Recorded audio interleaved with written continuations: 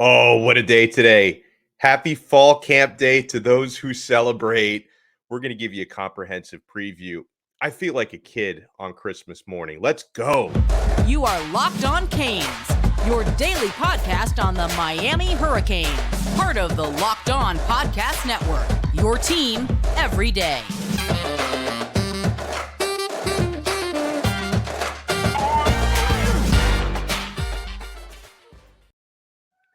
I am Alex Donno, your host. I'm a University of Miami alumnus, longtime South Florida sports radio vet, including pregame and postgame for Miami Hurricanes football. And thank you so much for making Locked On Canes your first listen today on this very important holiday, Fall Camp Day. We're available free wherever you get your podcasts and available free on YouTube. This episode is brought to you by BetOnline. BetOnline has you covered this season with more props, odds, and lines than ever before.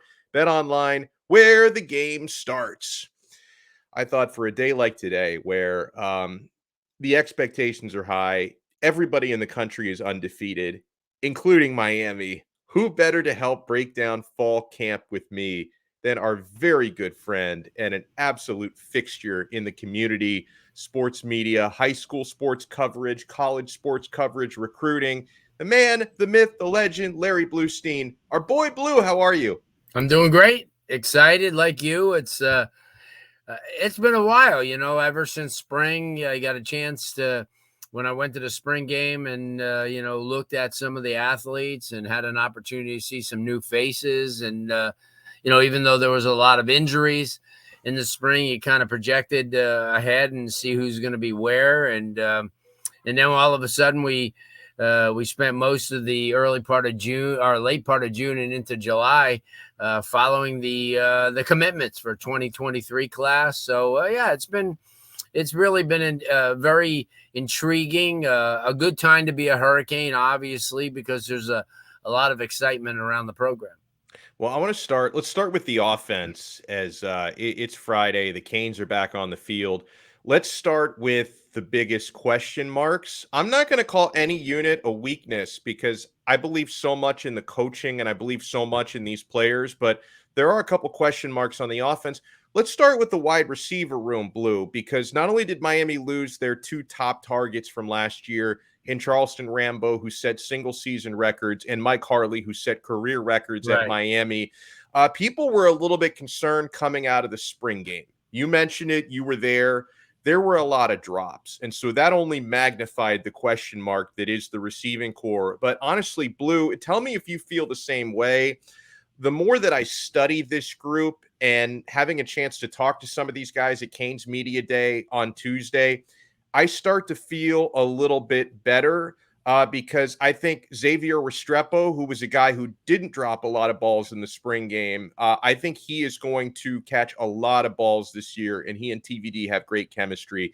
I think Frank Ladson transferring in from Clemson, if he can stay healthy, I think can be an absolute weapon. And then there are a lot of guys with a lot of potential. I mean, Romello Brinson had that insane one-handed touchdown grab last year. Jacoby George and Keyshawn Smith, if they can be consistent, can both be tremendous deep threats. Brashard Smith is a weapon you can line up anywhere. How many question marks do you have about the receiving core, and who do you think can stand out this year? Well, you're 100% right. The last 2 years with Osborne and then last year with Rambo, you had that guy who would stretch the field. Somebody would come in and say, hey, I could get this guy. He would take a lot of heat, off the Z position. But I think going in the wide receiver, you have Keyshawn Smith, you have Romello Brinson, and then also Colby Young, who I think is a guy that you got to keep a pretty good eye on as far as depth. Then you move to the Z position. I think Frank Ladson will grab that off. I think Jacoby George, a lot of people, maybe a little bit higher. I was really disappointed. I said it, and because he needed to go out and, he was catching balls late, but that's, from a different quarterback. It was in a different situation. So he's got to step it up to get back in my good graces. And then I like Isaiah Horton, especially over at the Z position. And then you take a look, at that coveted Y position where Xavier Restrepo, as you mentioned, and Brashard Smith are the two guys right now. I mean, they're going to set the table. So I think in the mix, I think you got five maybe 8 guys that you'll get a chance to see. Beat Colby Young, Isaiah Horton, and Ladston being the newcomers, and definitely will all be in the mix. But I think this is how it starts, and it should start like this because this is how I think that the spring ended. And then after the first couple of weeks of practice, I think things will be adjusted. I'm so glad you brought up Young and Horton, who I didn't bring up, because Horton, the true freshman, he's been getting rave reviews in offseason workouts.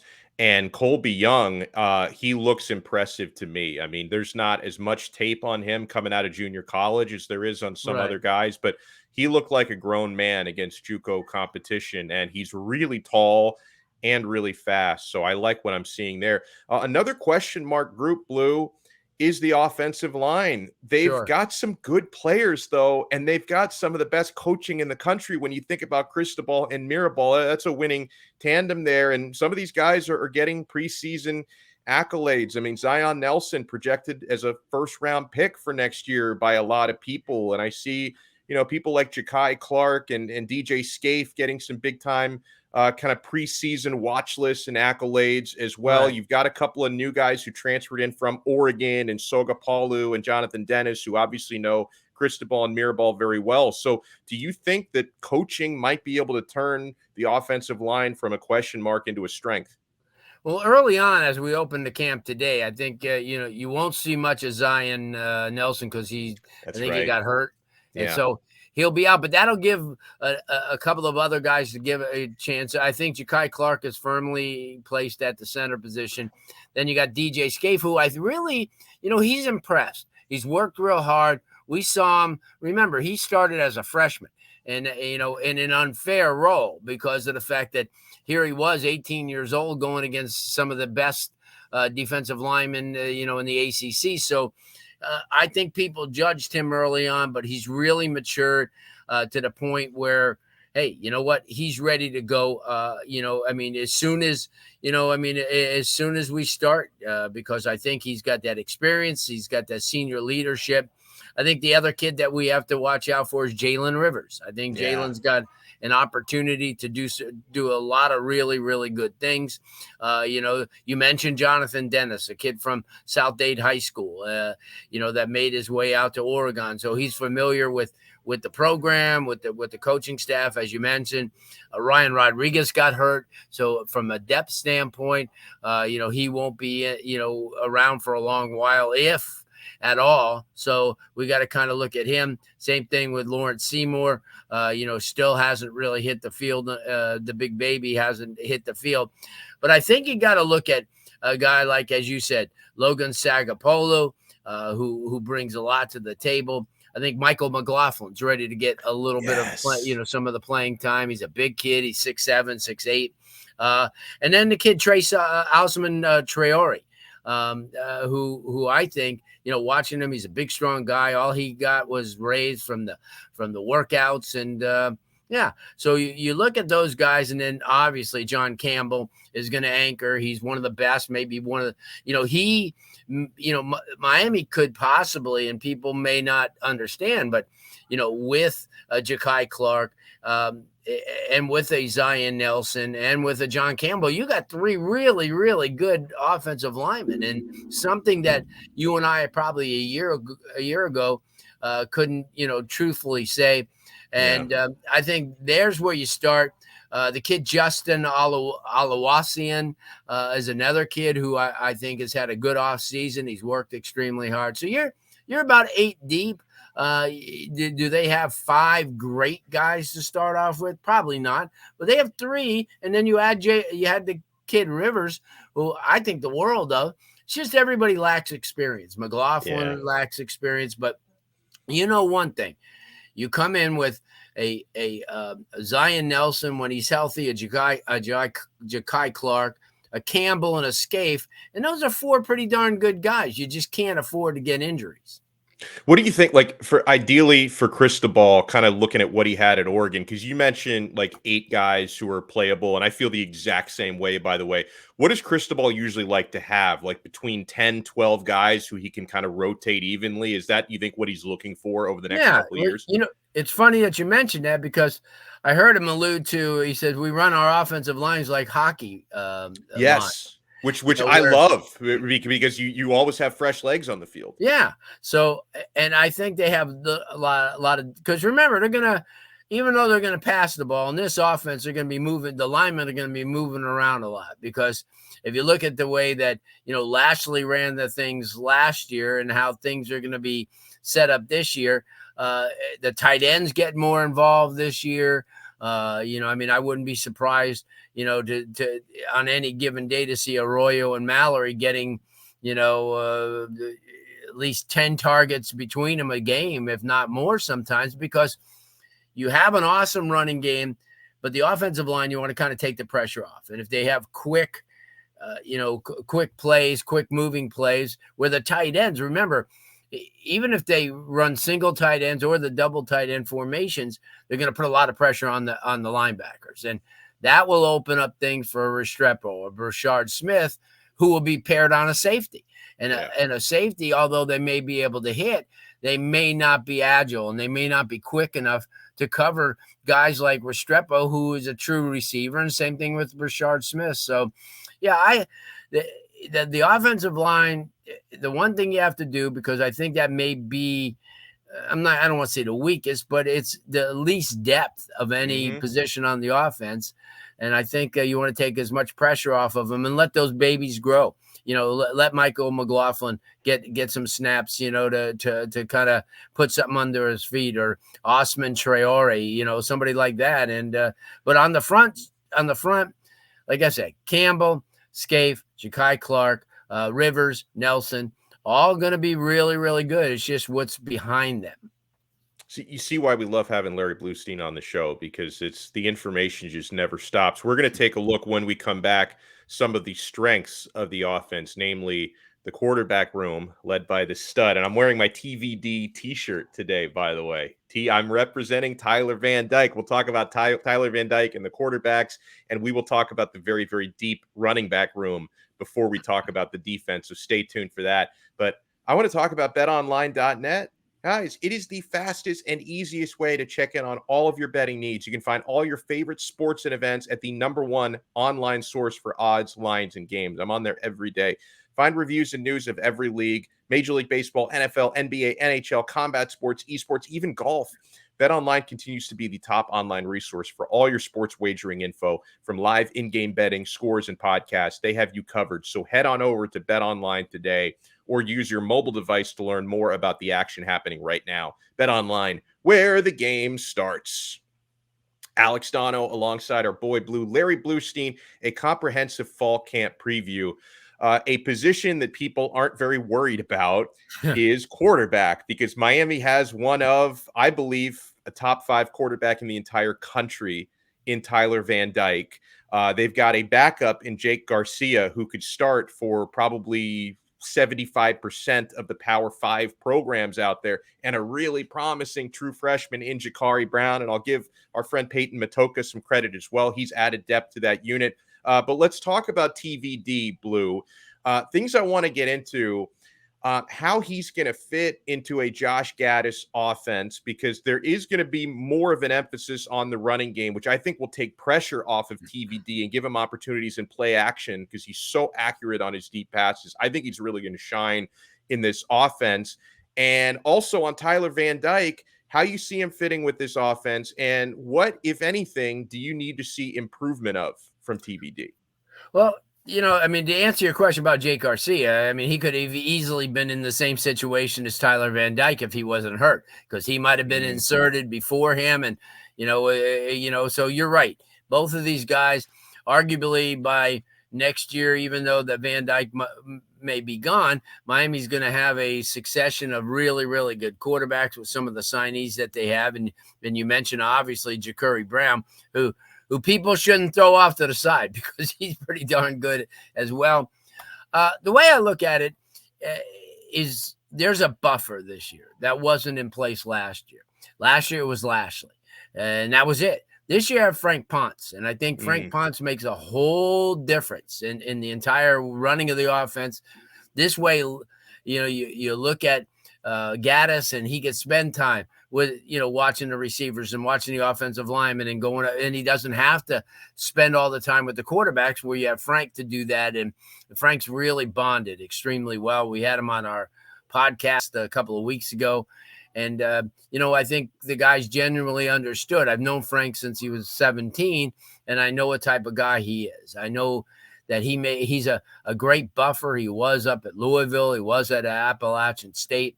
So I think he makes a difference. And the one thing that when we talked to him, the thing he said about Van Dyke is extremely quick. He's a sponge as far as learning, the plays and learning the schemes.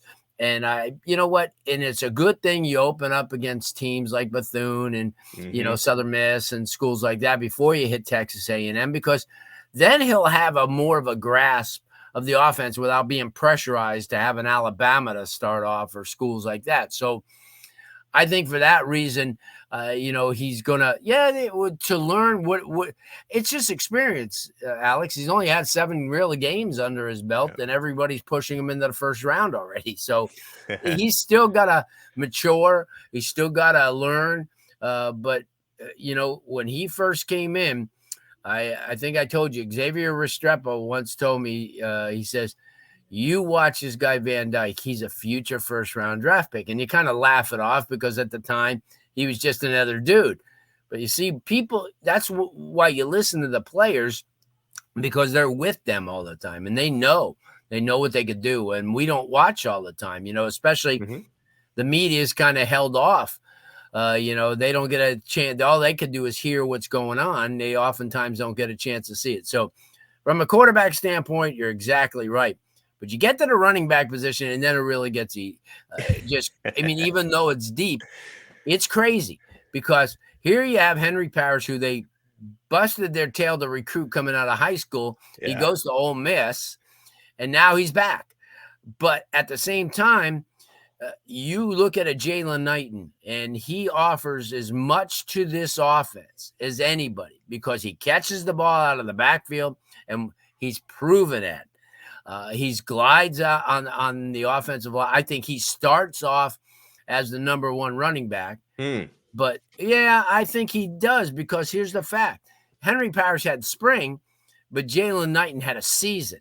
Yeah. And he showed what he could do in this season. Does it help Parrish's case? Because obviously it's not the guy calling the plays, but that he and Kevin Smith, the running backs coach, that they were together at Ole Miss. Do you think that might help him a little bit? Or well, you know what?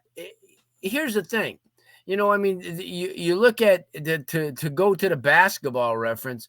How did it work out for Tyler Hero being a 6th man? He was the best 6th man in the NBA. So, so what's to say that just because you start doesn't mean you're the guy? If you come in, in a series, or maybe to spell him this or that, maybe different schemes, because you got to still remember in that room, you still have Don Chaney Jr., you still have Thaddeus Franklin, and then you got a superior freshman, who everybody loves. So you've got 5 running backs that can plug in on any given day. And I think all of them for the first 3 games will get an opportunity to showcase what they have just to get their feet wet. But I think that, if I'm picking it, I think right away I say, Knighton is a proven commodity here.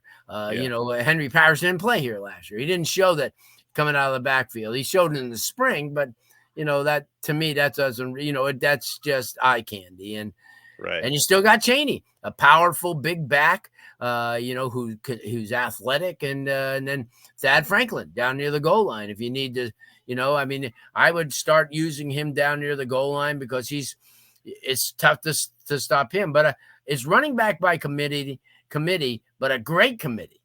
Yeah, and give me the skinny on Trevante Citizen, because I'm sure he's not a Florida guy, but I'm sure you covered Beast. him coming out of Yeah, high yeah, school, Lake Charles, yeah, Louisiana. Because yeah, Blue, I mean, yeah. I saw him in person a few days ago. He doesn't look like a true freshman. He doesn't talk like a true freshman. He's up to 221 pounds now. Mario Cristobal can't stop complimenting this guy. Like at some point, like he may take a little bit longer because he's so new.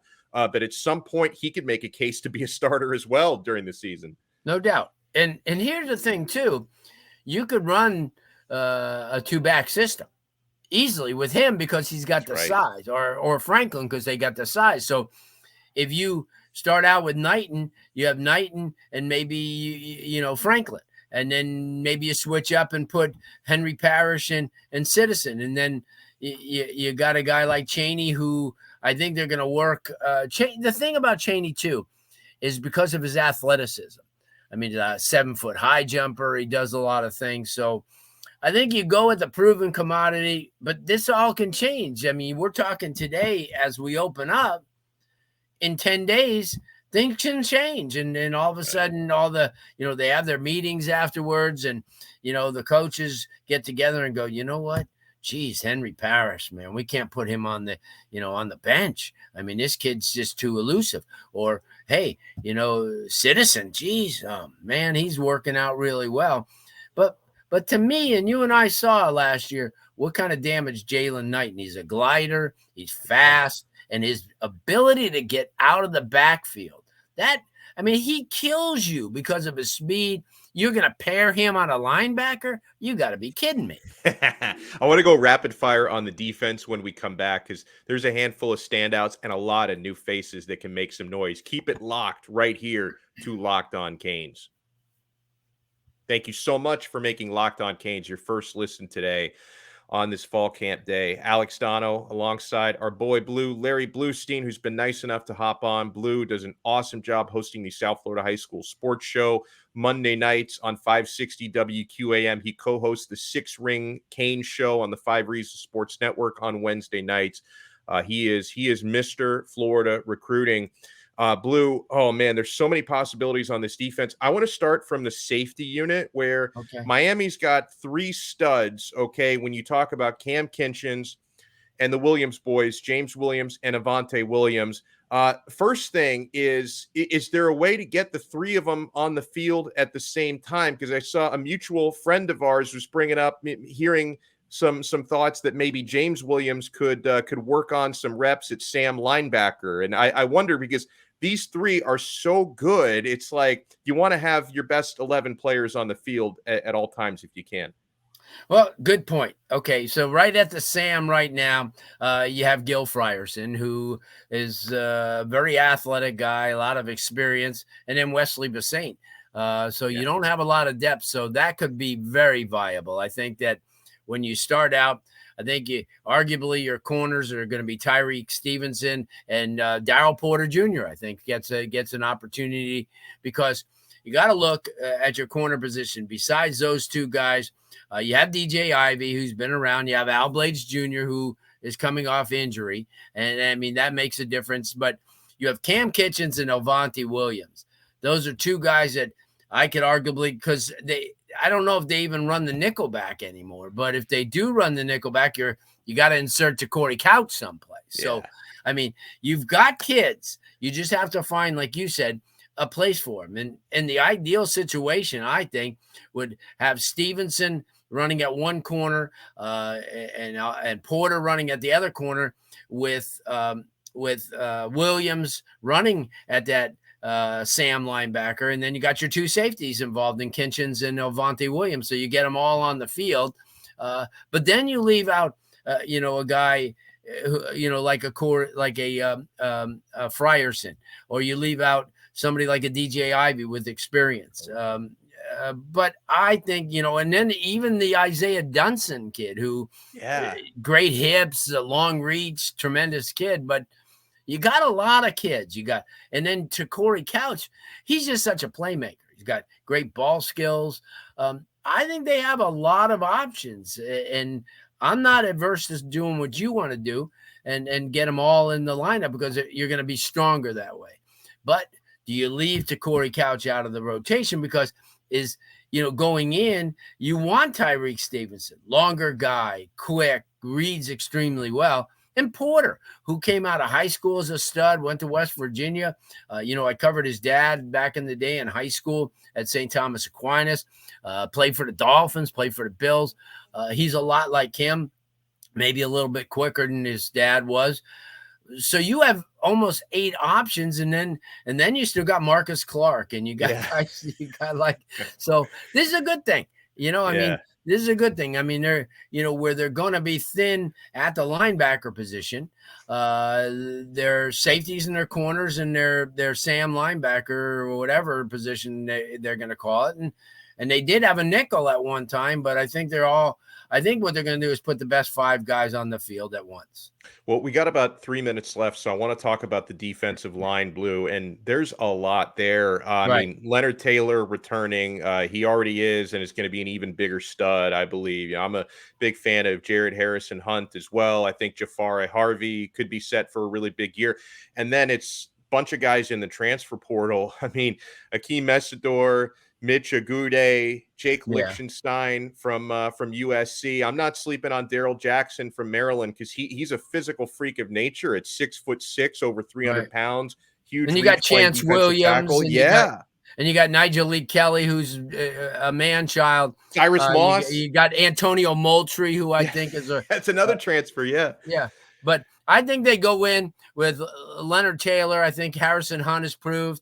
I think Mitchell Agude is going to be the other one, and I think that Harvey is going to be the other. So I think Harvey will start out at one end, Agude at the other, and inside that Leonard Taylor and Harrison Hunt, and then boom, you got rapid fire off the bench with Lichtenstein, Chance Williams, you got Mesidor, you got Lichtenstein. I mean, you got Jackson, and you got Moultrie. So and then if you really get deep and you need a big body kid that's going to do some damage, you look at Nigel Lee Kelly. So they're not hurting up front.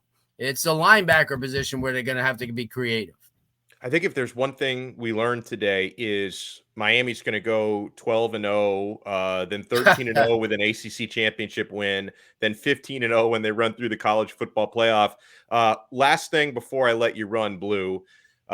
Caleb Johnson, transfer linebacker in from UCLA. I've got very high expectations for him. Yeah, I agree. What's going to happen is, and it's a good thing because it shows you the difference between talent from this year and last year. Corey Flagg was your top linebacker last year. He ate up a lot of tackles, but he may not even start because of the fact that, as you mentioned, you have Caleb Johnson, you have Keontra Smith, who's going to be really good. And then if you move James Williams to that Sam linebacker, and then you have, guys with experience like Wayman Steed and Corey Flagg, and then Avery Huff, who hasn't had a chance, and Chase Smith. And so you've got guys, but I think this is the weakest of the entire football team. Probably be the strongest next year, but this year going in, they don't have as quality depth and quality starters, but let's keep an eye on the kid Caleb Johnson. He's a big-time kid. Excellent stuff as always. You want to follow this man on Twitter at Larry Blustein. You want to check him out Monday nights on 560 WQAM from 6 to 8, and Wednesday nights around 8:30 on the Sixth Ring show on YouTube. Larry Blustein, thank you so much. We'll have to do this again soon because I know there's probably 100 more players we could have talked about. So enjoy your weekend. You too. Thanks, Alex. Fantastic there from our boy Blue. Want to remind you guys, so many great programs on the Locked On Network, including Locked On ACC. Get more on the ACC by making Locked On ACC your second listen every day. Candace Cooper and the local experts take you across the conference in 30 minutes. Thank you for making us your first listen. I think we may drop in a weekend episode or two. We'll see. We'll talk to you guys again next time on Locked On Canes, part of the awesome Locked On Podcast Network, your team every day.